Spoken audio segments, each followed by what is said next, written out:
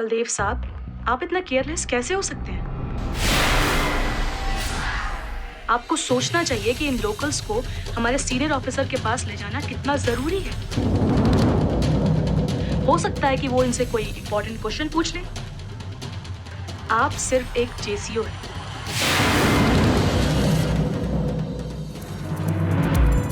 और ये आपकी एप्लीकेशन मुझे मिली ही नहीं।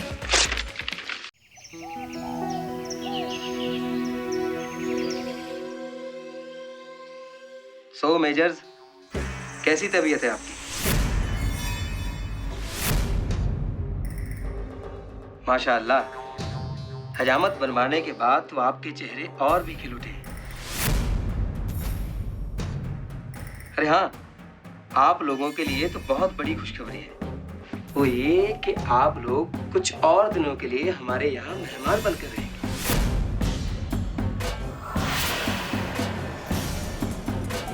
क्योंकि आपकी आर्मी ने जो डील भेजी थी वो हमें मंजूर नहीं है। हमने उसे REJECT रिजेक्ट कर दिया।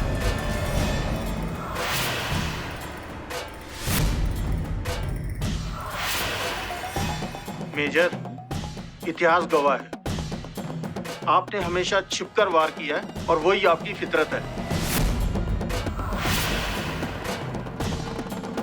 चाहे वो कारगिल हो या LOC पार करके यहाँ पे आके दहशत फैलाने के लिए। आपने हमें जो यहाँ कैद कर रखा है ना, या हम पे जो मुकदमा चलाने की सोच रही हैं, वो अनएथिकल है, अगेंस्ट इंटरनेशनल लॉ है। अच्छा, अब तुम बताओगे हमें लॉ क्या होता है? कैप्टन, ध्यान से सुनना। अब ये बताएंगे कि एथिकल और अनएथिकल क्या है। तो बताएं, अनएथिकल क्या है? शायद आप भूल रहे हैं, सन 1971। यानी 71? जी हाँ, आपकी आर्मी के 90,000 सिपाही हमारे यहाँ कैद थे। उन पर कोई जुल्म नहीं किया गया जैसा कि आप लोग करते हैं। उन्हें रिहा कर दिया गया। यही जायज है, यही एथिकल है, सारी दुनिया की आर्मी से मानती है। लेकिन हम इसे नहीं मानते।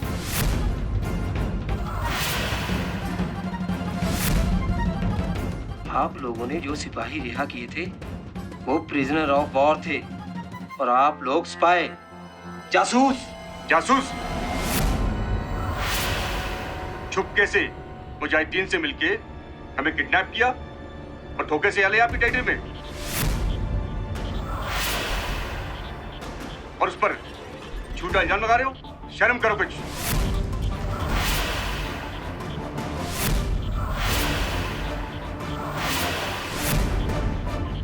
अच्छा, तो प्रूव करके बताओ कि हमने धोखे से तुम लोगों को किडनैप किया है। अगर जिंदा रहना चाहते हो तो अपनी आर्मी की इंफॉर्मेशन हमें दे दो, वरना तुम लोगों की कब्र यहीं खोद दूंगा। मेजर, किसकी कब्र कहाँ और कब खुदेगी ये ऊपर वाला तय करता है, तुम नहीं। और रही सवाल और जवाब की बात, जो करना हो कर। कैप्टन, इन लोगों की अच्छे से खातिरदारी की जाए। तुम समझ रहे हो ना मैं क्या कह रहा हूँ? बिल्कुल समझ रहा हूँ जनाब। इनके चेहरे पर ये जो निशानात है ना, ये आने वाले वक्त में और वाज़ेह हो जाएंगे। फिर देखते हैं ये ऐसी बातें और कितनी देर करते हैं। शर्म नाम की कोई चीज बची है तुम लोगों के अंदर? हम तो डर गए। कैप्टन डरो, शर्म की बात कर रहे हैं जी। चलो शर्म लेके आते हैं, चलो। हर बार हमसे मुंह की खाते हो, फिर भी बाज नहीं आते। ऐसी मुंह की दूंगा कि तुम्हारा मुंह का हुलिया बिगाड़ दूंगा।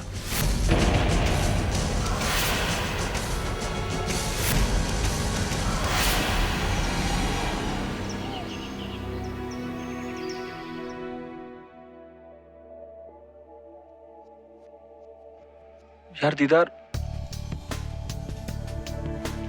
ये सब गलत हो रहा है यार। हाँ यार दीवाना, गलत तो हो रहा है यार। मेरी समझ में नहीं आता कि बलदेव साहब जा कैसे सकते हैं।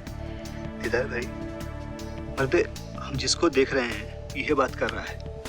अगर सच में ऐसा है ना भाई लोग, तो ये बहुत गलत हो रहा है। आप तो सोचिए ना, ऐसे एसएम साहब मिलेंगे हम लोग, हैं? बताइए। जैन साहब, जैन, आराम से। सब कुछ सही है? अरे बैठिए बैठिए, आप लोग बैठिए। सदत मियां बैठिए, बैठ जाइए।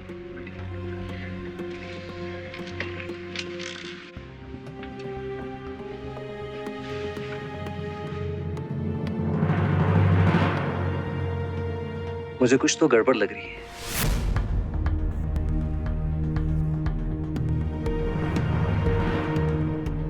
आप लोग बड़े चुपचाप हैं। राम सिंह साहब, क्या बात है? जोनी से लड़ाई होगी? नहीं साहब। देवान सिंह साहब, क्या बात है? बड़ा मुंह लटका के बैठे हो, लगता है नाश्ता नहीं मिला है। क्या कहीं दर्द है तुम्हें? नहीं साहब।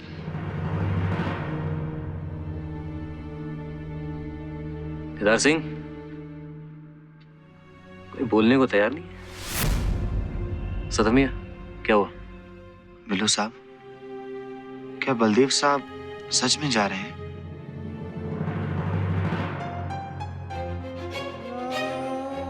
साहब जी, बलदेव साहब ऐसा कैसे कर सकते हैं साहब जी?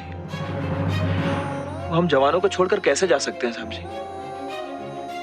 हाँ साहब, बलदेव साहब हम सबका फादर की तरह है। हमें कोई भी प्रॉब्लम होता है तो वो हमेशा हेल्प करता है। देखो, मैं आप लोग की भावना को समझता हूँ। आप लोग को मालूम, मुझे ट्रेनिंग बलदेव साहब ने ही दी थी। उन्होंने मुझे सारे दांव पेच सिखाए और उन्हीं की वजह से मैं सूबेदार हूं।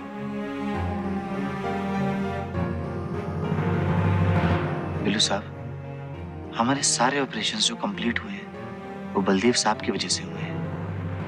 और वो हमारा ऑपरेशन गुलरेज, जिसके लिए हम लोग एलओसी पार गए थे, वो किसकी वजह से पूरा हुआ? बलदेव साहब की वजह से। मतलब कितना कितना फिट प्लान होता है उनका। पर अब ये रिलैक्स सर, रिलैक्स। आप लोग बिल्कुल परेशान मत होइए। अरे उपाय है ना हमारे पास। हम लोग ऊपर वाले से प्रार्थना करेंगे कि बलदेव साहब कहीं भी ना जाए। सीओ साहब उन्हें जाने से रोक लें। Very simple.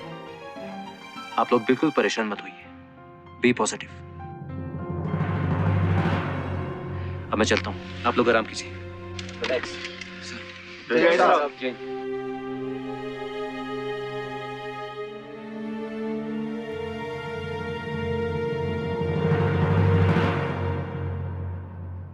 जैन मैम।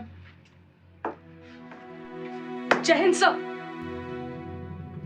मैंने आपको बैठने के लिए तो नहीं कहा।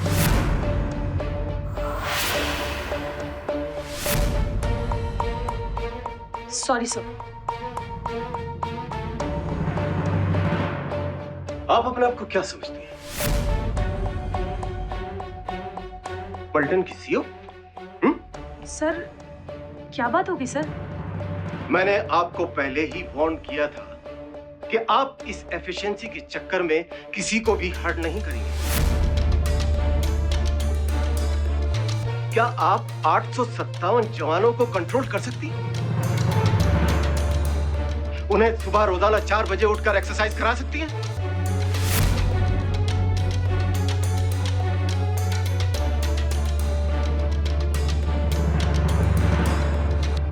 आप अपने आप को बहुत स्मार्ट और एफिशिएंट समझती हैं, तो एक दिन ये भी ट्राई करके देख लें। सर, मैंने ऐसा क्या? मैंने आपको सिर्फ सुनने के लिए बुलाया है। आर्मी में हर आदमी की एक जॉब होती है और उस जॉब की एक अहमियत होती है। हर इंसान की जॉब को हमें रेस्पेक्ट करना चाहिए। और आप ये जानती हैं कि सीओ सर भी सूबेदार मेजर को साहब कहकर बुलाते हैं, और इसका कारण है कि हम उनकी इज्जत करेंगे। अगर हम उनकी इज्जत नहीं करेंगे तो जवान उनकी इज्जत कैसे कर लेंगे? You understand? यस सर, मैं आगे से ध्यान रखूंगी सर।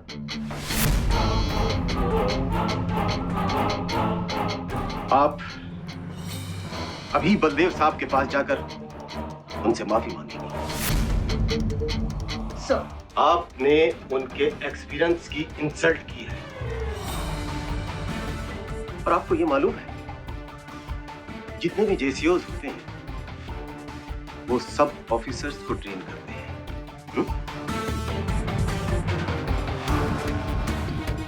मैं आपके खिलाफ एक्शन ले सकता था, लेकिन बलदेव साहब ने मुझे मना कर दिया। अब आप जा सकते हैं। सर,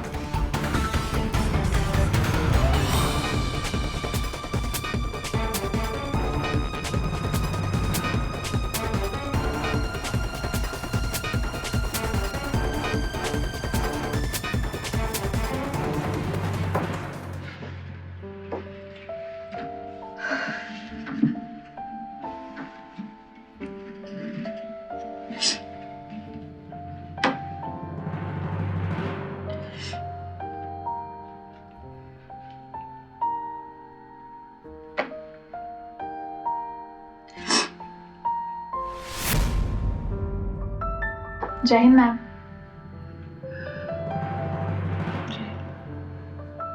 मैम मैं बाद में आती हूँ। नहीं लेफ्टिनेंट सिमर, आप बैठिए।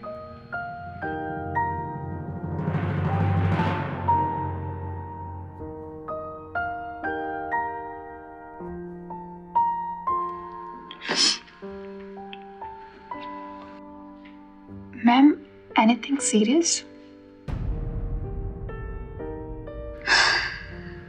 नहीं,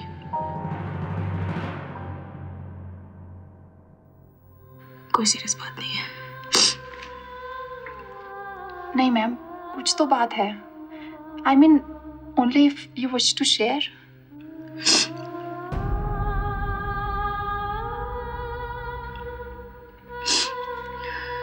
जो भी कुछ हुआ, I think I deserved it. दोस्त तो मिलना ही था।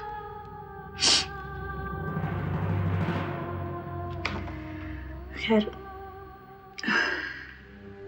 तुम बताओ, कॉफी पियोगी? Of course ma'am, I also need coffee.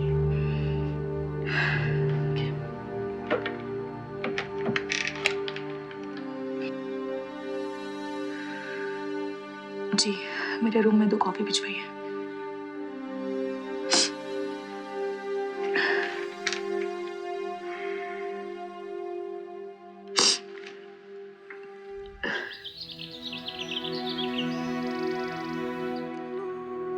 तुर्की जदों कनेटानी कर दे यार चेटानी। स्वाति गई बहन, उठा ले यार फोन, कब से ट्राई कर रहा हूँ। स्वाति फोन उठा ले।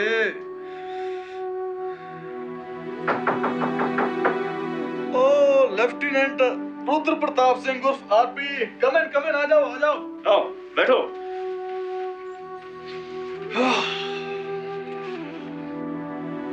वैसे गैरी सर, मैंने आपको डिस्टर्ब तो नहीं किया ना? कमाल है यार, डिस्टर्ब तो किया है।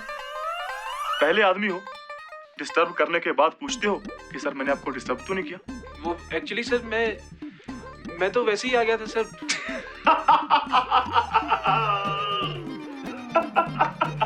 ओ डर गया, तो डरा मत करो यार, वो मजाक कर रहा था। थोड़ा सेंस ऑफ ह्यूमर रखा करो। वो तुम मेरे कुलीग हो यार, कभी भी किसी भी वक्त रूम में आ सकते हो, कोई टेंशन नहीं। वैसे सर अपने रूम में थोड़ा बोर हो रहा था, हाँ तो सोचा आप लोगों से आके बात कर लूं, थोड़ी दोस्ती बढ़ा लूं। अच्छा किया। वैसे सुबह सर दिखाई नहीं दे रहे। वो अच्छा है ना, दिखाई नहीं दे रहे, तभी तो बैठकर बात कर रहे हैं। सुप्पू ना थोड़े असूलों वाला बंदा है यार। इस वक्त किसी पार्क में बैठा मेडिटेशन कर रहा होगा, क्योंकि भाई गैरी के रहते हुए रूम में तो मेडिटेशन वो कर नहीं सकते। वैसे सर, अभी जब मैं रूम में आया तो आप काफी परेशान लग रहे थे। वो अच्छा है? घर पे तो सब ठीक है ना? क्योंकि मैंने देखा आपको, आप फोन कान में लगा के कुछ मुंह में कुछ बोल रहे थे। अच्छा, तो तुम भी एक्टिंग कर रहे हो? पता तो सब कुछ चल गया आपको, हैं? चलो कोई बात नहीं, अब पता चल गया तो बधाई देते हैं। मैं स्वाति से बात कर रहा था यार। वो स्वाति माय गर्लफ्रेंड। अच्छा। पहले यहाँ पर न्यूज रिपोर्टिंग करती थी, अब कनाडा ट्रांसफर हो चुकी है। उसी से बात करने की कोशिश कर रहा था, आगे से कोई रिस्पॉन्स नहीं आया। भाई कुल मिला के गैरी का पत्ता लगता है कट चुका है।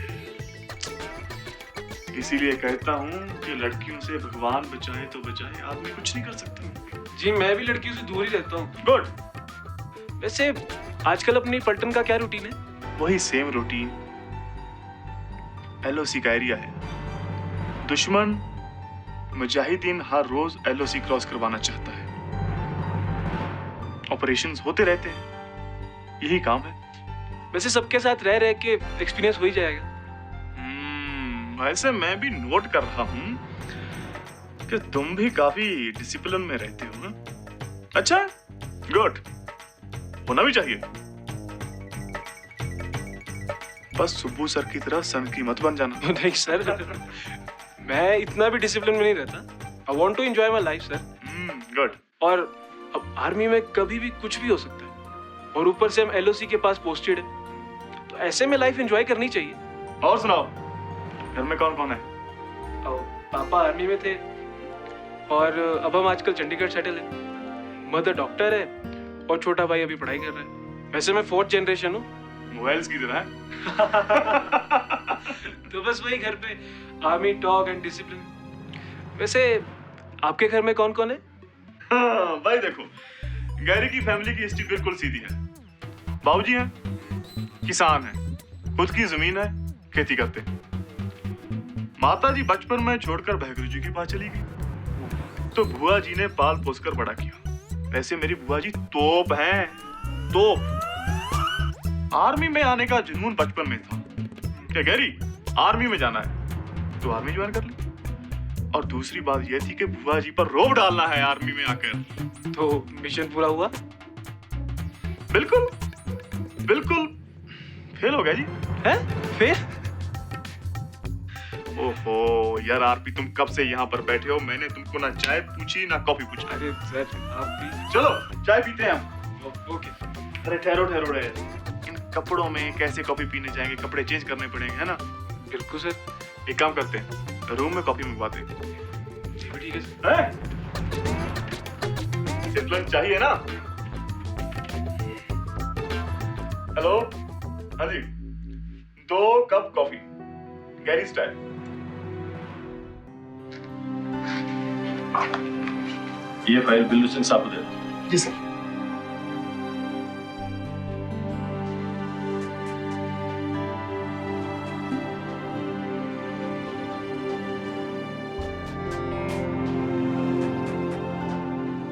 जय मैम, आइए बैठिए।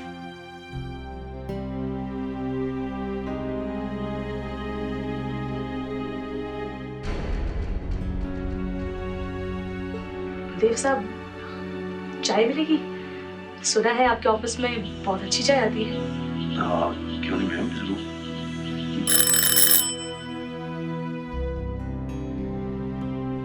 जी साहब। 2 कप चाय लेकर आओ। जी सर।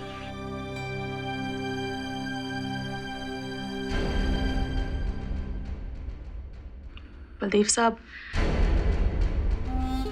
क्या आप मुझे माफ करेंगे? एक्चुअली मैं एक्सपीरियंस में थोड़ा कम हूँ, और आर्मी में भी नई हूँ। नादानी में मैंने आपको बहुत कुछ बोल दिया। लेकिन आप तो मैम मेरे सीनियर हैं। और बलदेव साहब, मैं आपसे तहे दिल से माफी मांगती हूँ। दरअसल जब मेरे माँ बाप का स्वर्गवास हुआ तो मैं बहुत छोटी थी। यहाँ आके जाना कि फैमिली क्या होती है, परिवार में रहना किसे कहते हैं, अभी तो मैं बस सीख रही हूँ। देखिए madam, young officers Indian army का फ्यूचर है और जेएसओ अपना एक्सपीरियंस इन ऑफिसर्स को ट्रेन करने में लगाते हैं, क्योंकि यंग ऑफिसर्स तो आते जाते रहते हैं। जिस तरह आप ट्रेनिंग पीरियड में ट्रेन करते हैं, उस तरह हमारे साथ भी अपना एक्सपीरियंस शेयर करिए। मैं पूरी कोशिश करूंगा। हम मिलकर लड़ाई लड़ेंगे तो जीतना आसान हो जाता है, और फिर अगर लंबे समय तक पलटन में रहना हो तो हंसी खुशी रहना चाहिए। बलदेव साहब, अब आप जो चाहे कर सकते हैं, आप अपने डिसीजंस ले सकते हैं। इवन अगर आपको कहीं भी मेरी जरूरत पड़े तो आप बेझिझक बोल सकते हैं। मैं सबके साथ मिलकर काम करना चाहती हूँ ताकि मैं कुछ सीख सकूं। तो क्या आपने मुझे मेरी बदतमीजी के लिए माफ किया? देखिए, अगर छोटे गलती करे तो बड़ों को उसे माफ कर देना चाहिए, बशर्ते को अपनी गलती आगे से सुधार ले। थैंक यू बलदेव साहब, थैंक यू सो मच।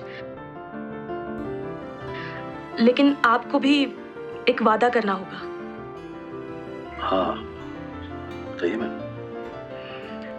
आप रिटायरमेंट नहीं लेंगे। अभी पलटन को आपकी बहुत जरूरत है।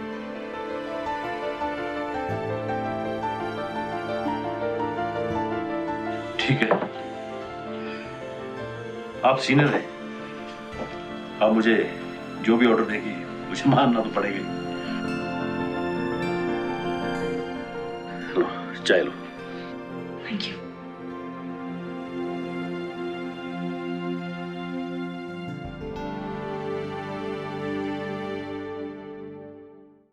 सो बलदेव साहब, क्या खबर है? सर, इस बार सोर्स ने आदमियों का अपडेट दिया है। इस बार मुजाहिदीन नहीं आ रहे और दुश्मन ने कुछ आदमियों को ड्रग देकर इधर भेजा है। अच्छा, तो अब मामला ड्रग्स पर पहुंच चुका है।